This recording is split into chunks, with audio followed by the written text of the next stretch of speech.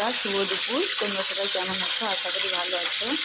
আজকে আমার রান্না হচ্ছে বাটা মাছের ঝোল।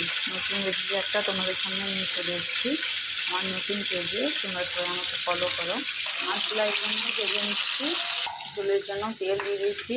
তেলটা গরম দিচ্ছি, দিয়ে দিলাম কয়েকটা জিরে, দিয়ে দিলাম চিড়ে রাখা কাঁচা লঙ্কা, এরপর দিয়ে দেবো চিড়ে রাখা পেঁয়াজ কুচি।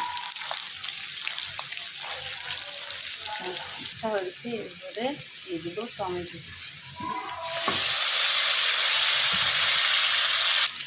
এরপরে দিয়ে দেবো আদা বাটা হাফ চামচ, দিয়ে দেবো রসুন বাটা। এটাকে একটু মিক্স করে নেব। এরপরে দিয়ে দিব হলুদ গুঁড়া, জিরে পাউডার,